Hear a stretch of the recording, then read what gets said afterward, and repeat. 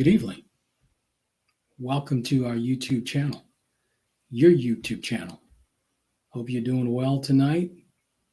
We're almost at the end of a busy week, and we're all looking forward to Friday. So I'm sure we're happy that another work week has passed. The temperature in Grand Rapids, Michigan has been nice. I think today we reached a high of 68. Yesterday we reached a high of 67. So we're doing pretty good before the start of spring, which is next week. So once again, welcome to our YouTube channel. I just want you to sit back, take it easy, absorb the information that I'm going to be giving you tonight, and hopefully it will be beneficial to you.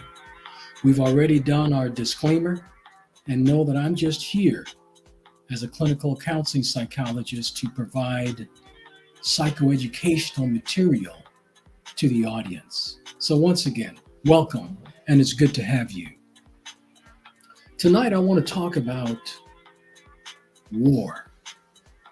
We see what's going on. So I want to examine the psychological effects of war. War has existed from the beginning of time. When people, countries, and nations have conflict, they become adversaries. The war between Russia and Ukraine is dominating the news. We are seeing this conflict between these two countries played out in reality all across the news channels in all the countries. It's dominating the airwaves. Some of us can't get enough of it. Some of us, we don't want to see it. The Russian army appears confused. The soldiers are saying that they don't know why they're fighting against Ukraine. The Ukrainians, on the other hand, know that they are fighting for their country. They're fighting for their very lives. You have farmers, mothers, grandmothers, young women, civilians, arming themselves to fight. They have a resolve and a common commitment to defend themselves from Russian attack. Today marks the 22nd day of this conflict between Russia and Ukraine. Russia invaded Ukraine without any provocation.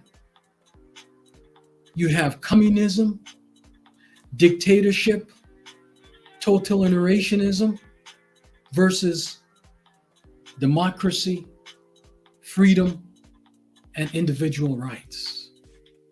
So you have two countries with diametrically opposed governments. In Isaiah 2, verse 4, we read, "And he will judge between the nations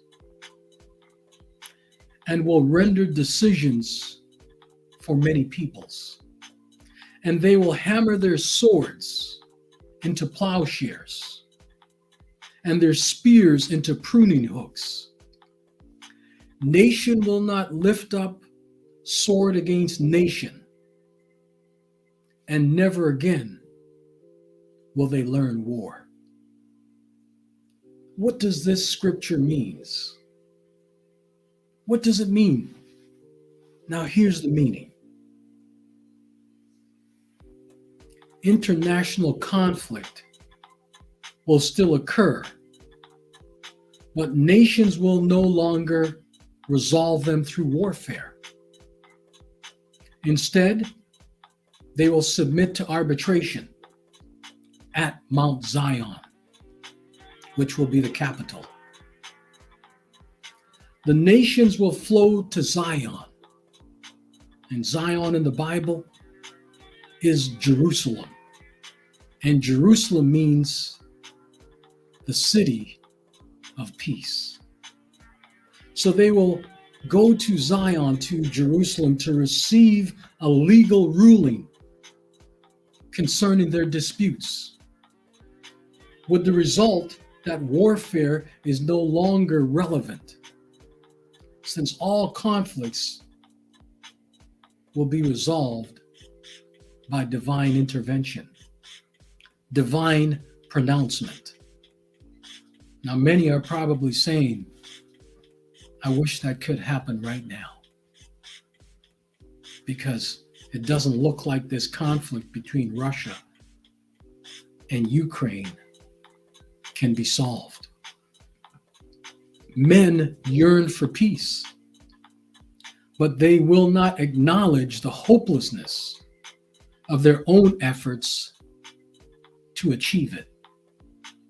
We long for the day when there is no more need for military action, no need for a military budget,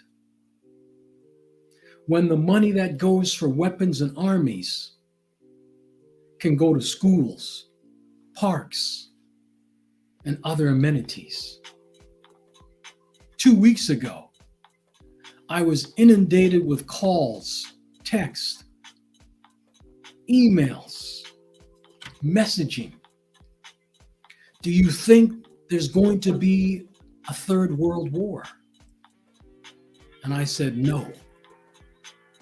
But you know what? Tonight, I'm revising that it's possible. And it's also possible that there could be a nuclear war. Putin has digged in. He's not willing to bend. He wants what he wants at any cost. So anything is possible now. I'm sure many of you are watching the coverage on TV while some of you are totally avoiding it. There is absolutely nothing beautiful about war in terms of what we're seeing on the television. It's gut-wrenching. It's sad. It's depressing. We've seen some graphic footage. And when I see this, I just think about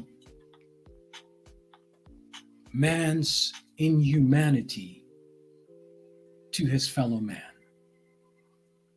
At this time, heavy sanctions have been imposed on Russia. And Russia is feeling the weight, the effects of these economic sanctions. A few Russian banks have closed down. The ruble has tumbled. The stock markets has not been open for over a week. The money in Russia is almost worthless.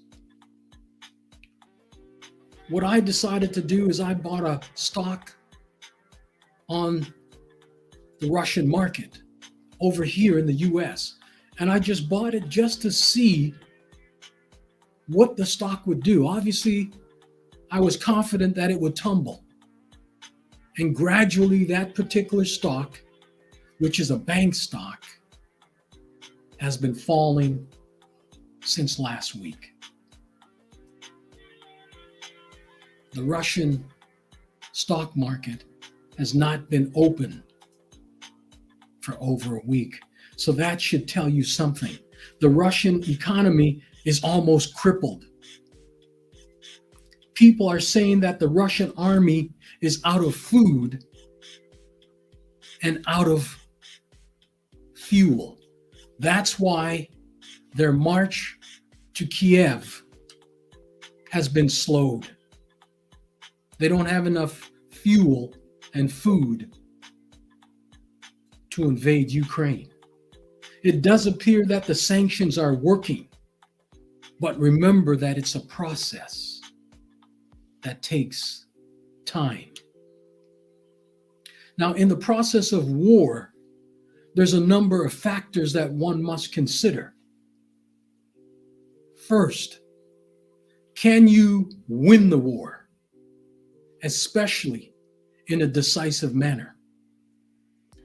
Do you have enough money to fund the war? Wars are extremely costly. So one has to calculate the cost of doing war. Does your military have the necessary training to defeat your adversary? Are they capable? Are they seasoned military generals that you can count on? Are they competent? Are they experienced men of war? Can you defeat your enemy so that they will submit and do what you want to do what you want them to do? These are the questions that you've got to ask. So without answering these questions definitively, it could be a long, difficult, and protracted conflict. In America, right now, we are experiencing higher prices at the gas pump. And we expect prices to go higher now that President Biden has decided not to buy any gas and oil from Russia. The Russian attack on Ukraine helped push the price of oil to over $100 a barrel. That's considerable, because that has not happened since 2014. Expect gas prices and fuel and food to go higher in the next couple of days, as long as this war continues to wage. Over the last few weeks, I have seen a lot of veterans in my office, and they have interesting takes on what's going on. Now, I asked one veteran who was in the Vietnam War, I said, share your thoughts with me. Let me hear what you have to say about what's going on. And here's what he said to me. He said 99% of wars are senseless. He said they're senseless. He said they're a waste of time. He said this one is worse because it's not the military fighting. It's military groups fighting against civilians. He said Putin is losing power in Russia, and he wants to show that he's still in power. And I certainly agree with that statement.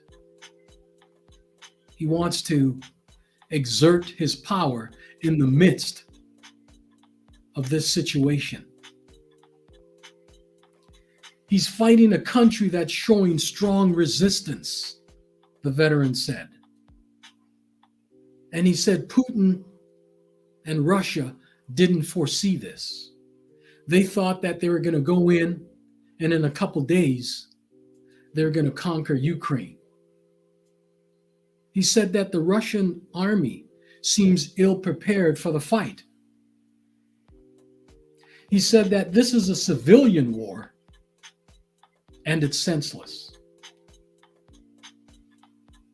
The veteran's main fear, he said, is that the nuclear plant in Ukraine could explode because, in spite of the power shutdown of that plant, he's afraid that there might be a leak. He's also afraid that Putin might drop a nuclear bomb on the power plant, because he said that Putin will go as far as he can to win this war. He thinks that the Russian CIA, which is called the KGB, may kill Putin because he has so many of them around him now. He has more bodyguards around him today than ever before. And I did hear on the news not long ago that Putin is afraid that someone may try to poison him. The veteran said, in his opinion,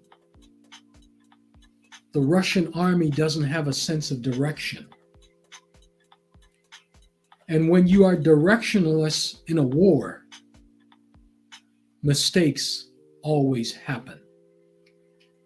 He says lots of people in Russia and Ukraine are relatives. And he really highlighted that, which makes it to be a very complicated war.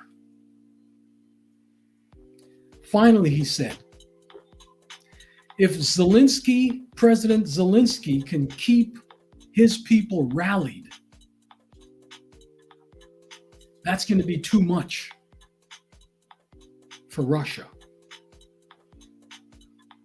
So some very astute comments from this veteran. Now, here are some psychological factors that I want you to think about. First of all, the family upheaval. What do I mean by this? When we talk about upheavals, it's violent and it's sudden. It's a displacement of your situation, which produces tremendous internal agitation. There's turmoil everywhere when there's a family upheaval. Over 2.8 million people have fled Ukraine since the start of this conflict. Many have left family, husbands, children, friends, loved ones, young people.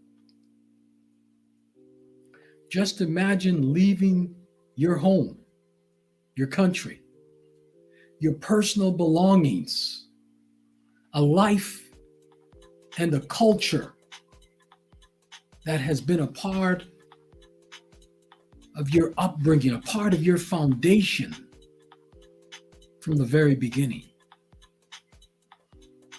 So family upheaval is real and normal during wartime. There's images of husbands leaving their wives and kissing their children because they have to remain to fight for their country. This type of separation is indescribable. Family members have no idea if they will ever see each other again. The family upheaval during the wartime is a gut-wrenching, extremely emotional, and bitter experience. A ripping apart of people is being shown on television. We are seeing the pain etched on people's faces as they say goodbye, not knowing what will happen, where they will end up. This is an existential situation, meaning that for these people, the end has not yet come. So we don't know what the future will hold for them. They bid each other goodbye. They embrace. They're clinging to each other for as long as they can. It's hard. I saw a picture on the news where 3 family members were slain. They're lying in the streets. It was a mother, her son, and her daughter. And the father did not know that his family had been snuffed out. He heard about it later. So he was weeping when he found the news, when he heard about it. And he said, I'm just so grieved right now. The pain is so intense for me. But I know that I have to go on. But I don't have anything to live for now. The darkness of war separates and divides people in a ruthless way. With this upheaval of people and families that are forced to make monumental decisions. Should I go? Should I stay? What am I going to take with me? What's my most valuable possession? So there's been tremendous family upheaval as a result of this conflict. The other psychological factor of war is grief and loss. Grief is an internal, painful reaction to loss. It's the emotional suffering that you feel when something or someone you love has been taken away. Grief is personal and it's individually based. And everyone experiences its nuances differently. Your personality, your support system, your natural coping mechanisms, and many other factors will determine how loss will affect your life. In war, grief and loss is heightened due to so many things occurring all at once and the number of people dying, being hurt before your very eyes. Sometimes there's no support system in wartime, and it can be extremely lonely. That's what war does. A good support system always helps people in times of grief and loss. But in times of war, a support system is a luxury. And most civilians just don't have that. I saw a picture of a young boy. He was walking with his backpack. And he was alone. And he was just crying. And my heart just went out to that 6 or 7-year-old boy. He was exhibiting grief and loss, displacement, family upheaval, all of the negative emotions that war conjures up. Elizabeth Kubler-Ross coined the 5 stages of grief. Here's the first stage, which is called denial. This isn't happening. I don't believe it. This isn't real.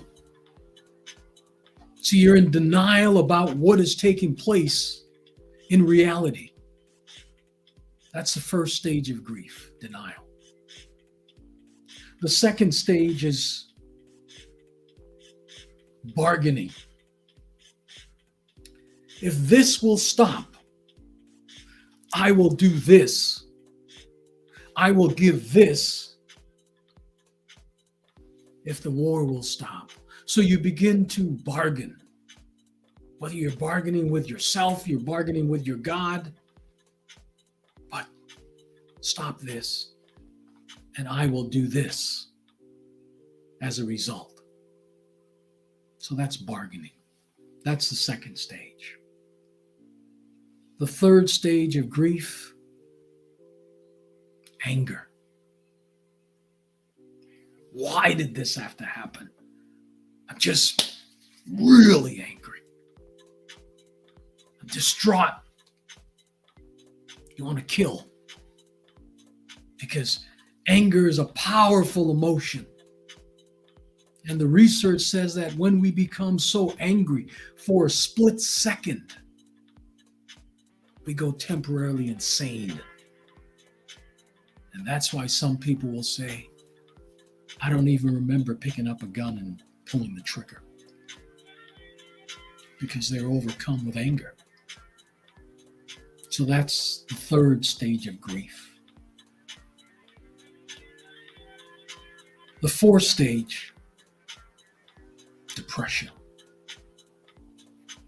I can't bear this. This is too much for me. I'm so sad. Life isn't worth living. Hopelessness seeks in. So you're depressed. And then the fifth stage is called the acceptance stage. I acknowledge that this has happened and I cannot change this. That's the acceptance stage. And here's the thing. With that grief stage, the different stages, people will cycle through at different times, depending on what's going on. 1 minute, they might go back to the denial. The next minute, they're in the anger stage. The next minute, they're bargaining. So they cycle through. As a psychologist, I certainly believe that few people from this war will get to this acceptance phase. They just won't get there because it's just too traumatic for them. They'll be in the anger stage or the depression stage for a long, long time. I have talked to patients in my office who have lost loved ones, and they are struggling with what we call uncomplicated bereavement. Many have received large checks in terms of settlement for insurance companies when a loved one has died.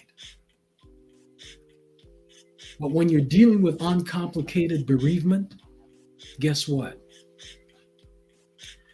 You don't even cash those checks.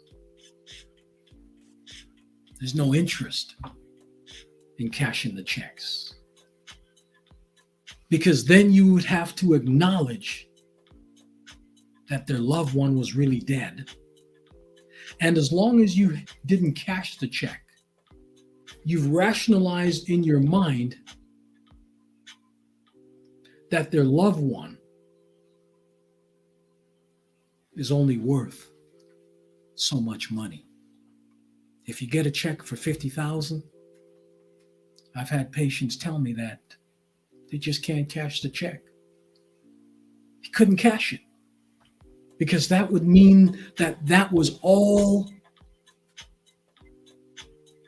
his mother or his father or their son or daughter was worth,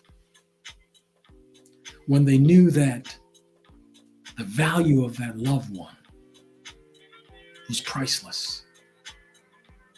So yeah, they have no interest in cashing a check. So grief and loss can really destabilize and drastically alter someone's thinking. When you lose a loved one, you feel that their life, that loss of their life, has forever changed you. And war can produce a psychological condition called uncomplicated bereavement. With uncomplicated bereavement, some people have a more difficult time processing this degree of loss in the long term and find it almost impossible to continue life as they once knew. People who experience war are at a greater risk for developing Ptsd, prolonged grief disorder. It's hard. It's tough. When family members are snuffed out suddenly due to war, it takes a significant emotional toll on the survivors.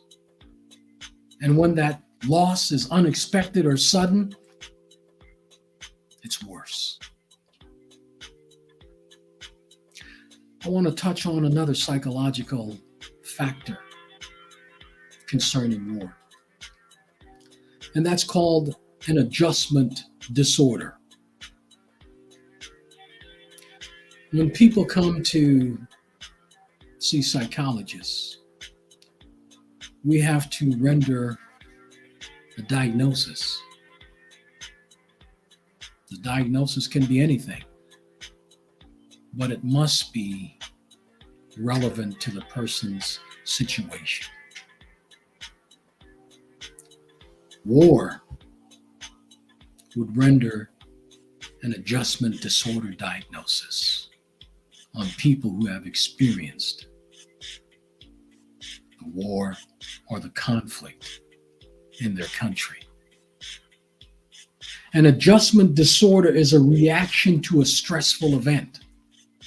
It's an emotional or behavioral reaction to a stressful event or a major change in a person's life.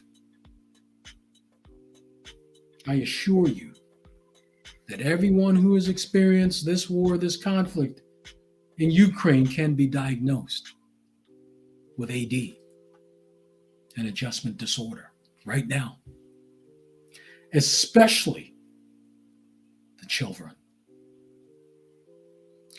AD produces tearfulness, hopelessness, loss of interest in life. An adjustment disorder is sometimes called situational depression. You become depressed and overwhelmed about the situation that you are in. You can't believe that you are in this predicament right now. AD changes the way that you feel and think about the world you live in and your place in the world. The person struggling with AD has a difficult time coping. It's an excessive response to the event or change that has occurred. There's the inability to adjust to the stressful event. And it can cause severe psychological symptoms and sometimes even physical symptoms. Now, as I said earlier, this war has had a negative effect on everyone, but especially children. So when an adjustment disorder occurs, especially during wartime, expect to see what we call regressive behaviors. Let me give you an example of a regressive behavior for a child. Because in war times, there's tremendous fear. You're hearing bombs. planes, shelling all over the place. So for children, they will engage in regressive behavior. So for example, a 10-year-old who had control and wasn't bedwetting, now they're going to start bedwetting again. So that's an adjustment disorder, and it's manifesting itself psychologically, physically, and behaviorally. Also, a child who was sleeping well at night in the dark can no longer sleep at night by themselves. A light has to be there. Another person has to be there because there's so much fear and anxiety gripping that child. So now they're engaging in regressive behaviors. So, an adjustment situation. Once again, adjustment disorder changes the way that you feel and think about the world that you live in and your place in it. War has severe psychological consequences on human beings. The most vulnerable are women, children, and the elderly. We have seen pregnant women slaughtered on TV in this particular war. We've seen women raped. We've been told that they've been raped by the soldiers because soldiers, they're not trained to feel. They're only trained to kill. And they're trained to be detached and to be belligerent. So women, children, the elderly are vulnerable. We have seen hospitals targeted and bombings on the innocent and defenseless civilians. We've seen families displaced. We have witnessed the painful separation of loved ones as they say goodbye, carrying their possessions, fleeing to some unknown destination. We've seen families wiped out in an instant. The psychological effects of war are indescribable. Words can't express the devastation, the massacre. We see the pain just riveted, just etched on people's faces. I talked to a patient the other day who recently lost her husband. And I said, please tell me, how are you feeling about the loss of your husband? The two of them had been married for over 30 years. She said, it feels like a glass shattered. And now I'm left with picking up all the pieces. The Ukrainian people are trying to pick up the pieces of their lives. And we can only watch, but we must admire their resolve in the midst of this crisis. As we look to come to close our YouTube for tonight, I ask you to please pray for the conflict between Russia and Ukraine. Pray that it will come to a swift ending. One thing that I do know is that prayer changes things. Divine intervention is needed concerning this situation because it's causing so much problems, so much pain, So many issues for people. We touched last week on PTSD, post-traumatic stress disorder. People are struggling. PTSD, you can't sleep. You're on edge. You're keyed up. You're nervous. You're worried. You're looking over your shoulder. PTSD signifies that something traumatic has happened in your life in the sense that you felt that your life was threatened and you're about to die. That's what's happening in Ukraine. Tremendous PTSD. So pray for peace in that country that has experienced severe consequences of this conflict. And we just ask that you lift them up constantly, because there are sleepless nights. I talked to a patient last week. He has a girlfriend in Ukraine. They're about to get married. And he said, I can't even talk to her. The only way that we can communicate is via email. And he sent me some of the communications that they've had. He sent pictures. She's in a bomb shelter. Can't sleep. Just afraid for her life and for the lives of her family. So these are stressful times. People don't know if they're going to live or die. They have very little to eat. So we lift them up.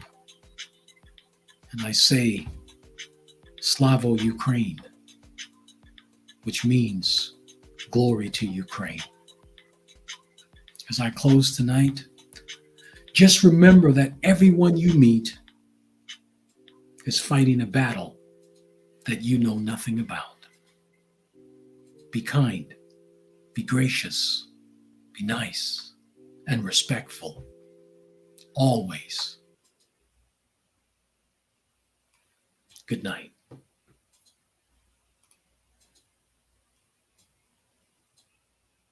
You